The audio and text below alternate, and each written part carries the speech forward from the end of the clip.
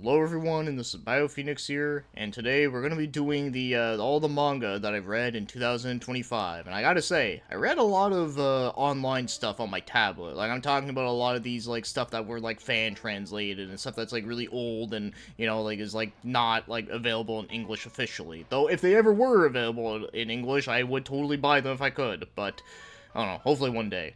So anyways, one thing I do want to get out of the way quick before we get to all the ones that I read is that I did read, well, one of them is ongoing, the other one is finished, but, you know, obviously not all of them are released, and I only read, like, one volume of.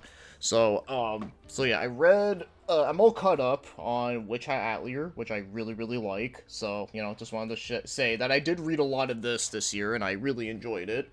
And then also, I read the first volume of Red River, which is also really good from what I've read. I only have like the first three of these editions, you know, the 3-in-1s, so basically goes up to volume 9. I have to get more of those, but I wanted to say that I did read this whole volume here, and I actually really liked it, so I'm definitely going to be buying more of those at some point. But, yeah, so, all that said, though, yeah, all the other stuff that I read on here, I pretty much, like, finished, like, all of them, and they're all, like, pretty much done, basically. So, let's just get right to it. Alright, so the first manga that I read in 2025 was Green Blood, and I'm probably gonna put the author's name in somewhere on the screen here, because I don't really remember the author's name off the top of my head, but I know I have read the short story thing that he did, which I really loved, but yeah, so Green Blood is really fucking awesome, really love it a lot. It's basically a western that's very dark and gritty, has like an amazing art style in it, like holy crap, a lot of the details in this manga are like crazy good, and I love it. This is one that I would totally buy like all the volumes for if it were to come out in English officially. Like I like loved it so much. So yeah, if you really love westerns that are like not really long at all, then yeah, I would highly recommend checking this one out. The next one that I read here was Kung Fu Girl Julian, or Julin. I'm not 100% sure how it's said, but this is a manga that was done by the same one that did Vampire Princess Miyu, which is an anime that I really enjoyed a lot. So of course I was very curious of checking out some of her other stuff, and I thought this one was pretty solid, pretty fun. Not amazing, but you know, like it was pretty enjoyable for what it was. A really good artwork, I will say. But then again, I love the Vampire Princess Miyu artwork, so of course I'm gonna love it here. And yeah, she has very interesting ways of doing line work, which I really like. So yeah, this one was pretty good. It's like a typical martial arts thing with some supernatural stuff thrown in there. It's pretty cool. I liked it, but yeah, like I said, not like overly amazing, but I thought it was like kind of fun for what it is. And the next one we got here is a pretty big one, and that is Battle Angel, or Battle Angel Alita, which I do own a physical of. I own the whole box set of that, but the thing is, I didn't feel like taking it out because it's kind of heavy, so yeah, so you're just gonna have to pretend and use your imagination. But anyways, though, yeah, this one, I loved it a hell of a lot. I thought it was amazing, though I guess it's not really surprising given how beloved it is. But no, I definitely really loved it a lot. Not only did it have some, like, amazing artwork, I love, like, the character designs and the monster designs and everything. The world design, like, just everything about its designs is amazing, okay? Just get that right out of the way. And the storytelling was really great, very much ahead of its time for sure. And yeah, I mean, you know, it's not hard to see why James Cameron wanted to make this into a movie. And yeah, so I can definitely see why he did, because it is fucking awesome. And I even like the OVA too for what it was. I mean, obviously it's not as good as the manga, but it was still cool and exciting for what it was, though. But yeah, finally actually reading the whole original source, though, yeah, it was very enjoyable and would highly recommend for sure in case you haven't. The next one we got here happens to be 01, and I know this was actually done by the same guy that did the Gantz series, which is a series I don't have a whole lot of experience with. I remember watching a little bit of the anime years ago, but I just never continued watching it. I never read it, but it's one I do want to read eventually. But yeah, so this was one of his shorter series that he made, and unfortunately it's one of those series that you can tell that it was going to be longer, but then they just never finished it, which kind of sucks, because I actually was really liking this for what it was. So it's basically, from what I remember, it's about this kid who really loves video games, and he ends up like wanting to play this one like fighting game where it's kind of like virtual reality, where you're like fighting like other people, and it's kind of crazy. and it was really, really fun. Also, one thing that is kind of weird and cool about it, at least I thought it was cool. I'm sure a lot of people would think it's like ugly looking, but it's the fact that this manga actually uses a lot of like 3D graphics like drawn out, which look very interesting. I personally kind of like it because I kind of grew up with like PS1 games and N64 games and all that kind of stuff. But yeah, like I said, I kind of like the aesthetic of that, but I can definitely understand why some people would be turned off by it. But I kind of like it. I think it gives it a very interesting like charm to it that you just don't see anymore. So like I said, kind of makes it unique in that way.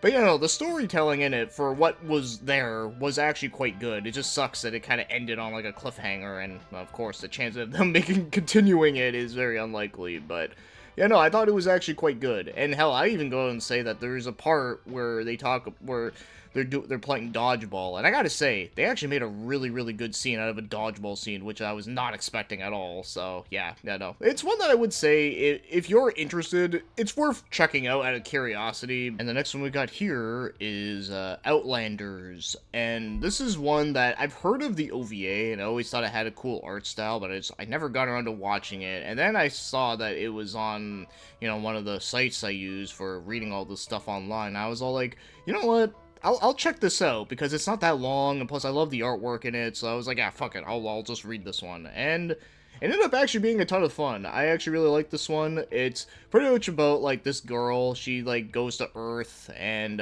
so of course she's supposed to, like, take over the Earth, but she ends up, like, falling in love with this human character. Or, well, no, I think he falls in love with her. I forget exactly. But basically, like, they basically have a thing for each other, and then, they end up, like, going back to, like, her home planet, and all this kind of shenanigans happens, and also, like, the world, like, mostly gets blown up. It's pretty bonkers, but it's the kind of bonkers that I really like.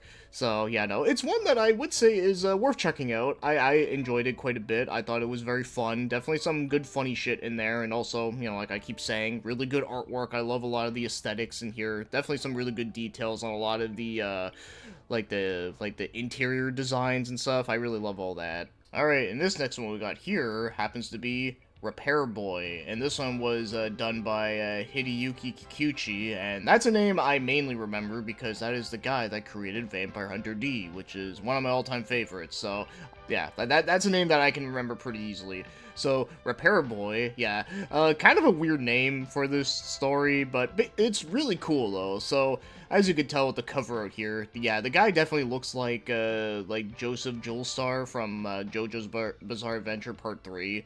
He definitely has that look to him, which I really like. But this one is basically, like, it's kind of similar to Vampire Hunter D in the sense that, like, it also takes place in, like, a post-apocalyptic world, and there's a lot of, like, crazy monsters that are going about, and yeah, Repair Boy, he's, like, this guy who, well, he repairs shit. But while on top of repairing stuff, he also gets into fights, and, and there's a lot of, like, really cool fight scenes in here that are very creative, and I like it quite a bit. It's very short, but unlike Zero One, the short, like, as short as it is, it doesn't feel like it's, like, there should have been more to it. Like, yeah, obviously, I wish there was, like, more to it, but it doesn't feel like, it doesn't, like, end off on, like, a cliffhanger or anything. Like, it actually feels like a good length to it, and it was very fun, very enjoyable, and, like I said, the character designs in here are really great. So, yeah, no, this is one I would say is definitely worth checking out, and, well, dare I say, it's a hidden gem, but, I don't know, man, like, I actually thought this one was actually very enjoyable and fun, and, like, almost nobody talks about it. So the next one we got here is Shadow Warrior of Ieyasu Tokugawa, which was done by Tetsuo Hara, the guy that did Fist of the North Star, or at least he did the artwork for it. And yeah, so this one is a historical fiction that is about, the Sengoku era with Ieyasu Tokugawa, where he has a body double, like, a doppelganger. And basically what happens is that the real one ends up getting assassinated, and then the doppelganger one has to, like, cover it up to make sure nobody finds out that, like, the real one is dead, so he has to, like, pretend to be the real one sort of thing. It's very fascinating. I really liked it, but I will go out and say that, because it is, done by the artist that does, like Fist of the North Star, it does have some really good action scenes in it, but there's not a ton of action in it. Like, this is more of, like, a historical fiction, so obviously there's not going to be, like, a shit ton of, like blood and guts and gore. I mean, there's a little bit, but not, like, a lot. Like, it's not like that. too much there, which is fine. Like, I personally liked it, but I'm just letting you all know that, yeah, like, this is a very different type of story than that, which I'm perfectly okay with, but, yeah, like I said, though, I thought this one was pretty interesting. Like I said, if you do really like learning about the Sengoku era of Japan, it's definitely worth looking out for. Now we get to talk about one of my physicals that I can actually show you because it's not heavy as bricks, and that happens to be The Girl from the Other Side.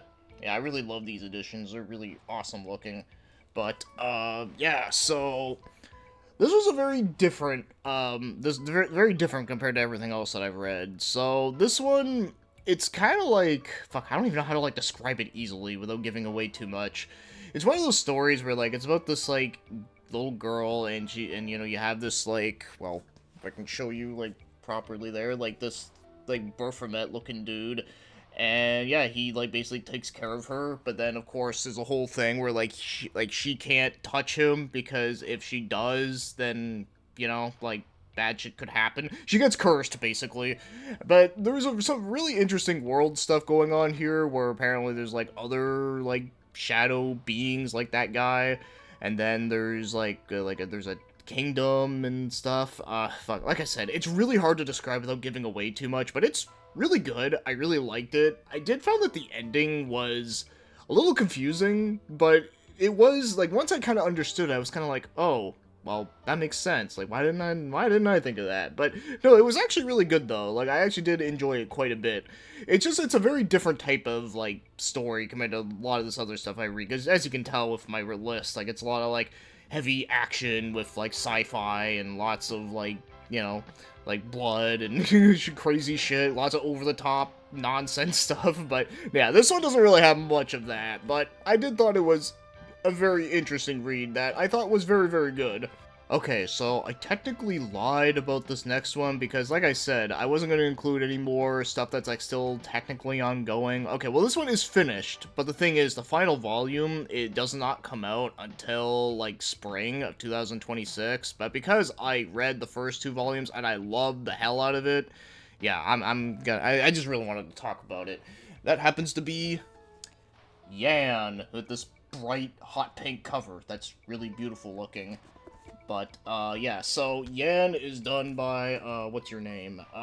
Chang Sheng. Yeah, so this is technically a manhwa, sort of, but it like, looks like a manga. It's really, really beautiful looking, like, the cover.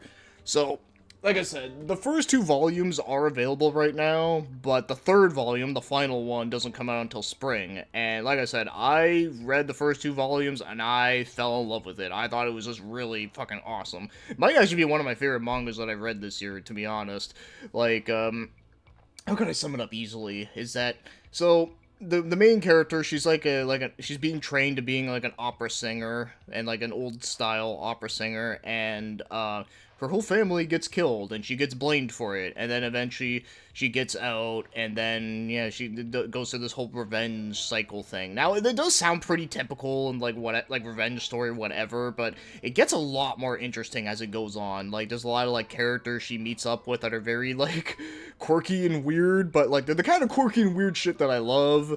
And, like, I don't want to give away too much about it, because I do think it is one of those things that, you know, when you go into it without knowing a ton of things about it, it definitely, like, gets you very fascinated. A lot of very, crazy elements that get thrown in there that took me by surprise, and I feel like that's part of the reason why I loved it, was because I went into it, like, not knowing a lot about it. I literally bought, like, that first volume because I thought the premise sounded, like, interesting enough, and I liked the artwork, and I was just like, okay. Like, I kind of went into this expecting just being some good old mindless fun, whatever, but it ended up actually, like, being a lot more than that, and I really enjoyed it a lot. So yeah, very underrated book that like I'm almost like, as again, just like with Repair Boy, like I almost never hear anyone talk about this shit, and yet it's like new. So I don't know, but I mean, given the fact that it's like hot pink and the book is like, you know, like really big, like I'm like barely fitting on screen on here, is like, yeah, like it definitely stands out on the shelf. But as again, like I'm not hearing a lot of people talk about it, but yet I freaking love it a lot. Alright, now as to the final two here, these two are from the same author, so I figured I might as well talk about them together, and that author happens to be, Buchi Terasawa, and that has, Black Knight Bat and Space Adventure Cobra. Now, Space Adventure Cobra is the one that most people know about, as it's, very well known, but as for Black Knight Bat, So this one was one that he did in the 80s, and it was actually one of the first manga that was made entirely on a computer, which at the time, that was like way ahead of its time. Pretty crazy stuff to think that, someone would make a manga on a computer where, before that, everything was all, like done on paper. So, like that was kind of cool. And also it's entirely in color too, which is really awesome. Like I do really like that a lot. But yeah, it was pretty fun, very trippy, very short. It's one of those ones that I kind of wish went on a little bit longer, but even for what we got out of it though, like it was cool. Like it was a fun little short read. I read it all in like an afternoon. But as for Space Adventure Cobra, though, this is the one that I literally just finished yesterday, and I really enjoyed it a hell of a lot. As again, I would also consider this to be one of my favorites that I've read in the year. Like, it was just really fucking fun. Yeah, like the main character is hilarious and just really awesome. He just does not give a fuck about anything. It's so great. And a lot of it, like the women people that he meets are also like very like fun and interesting. And then of course there's a lot of like cool set pieces he goes to that he has to use like different like crazy over the top ways to overcome it. It's just hell of a good time. It's one that I could definitely recommend for sure too. And it's one that as again, like if they ever were to release these like officially in English in today, like I would totally do it, because like I don't know if they ever finished like releasing the whole thing back in the day. I know some volumes of it came out, but I don't know if they ever finished it or not. But either way, though, like I said, like I really loved it a hell of a lot. Like it's a classic and definitely a damn good one too, and it holds up very, very well. So that's all the manga that I read in 2025. So as always, if you read any of these, please let me know what you think, and hopefully some of these might be something that you might want to check out in the future. And of course, let me know about all the ones that you've read in 2025 and all that kind of fun stuff. So with that being said, thanks for watching and commenting, and have yourselves a great day.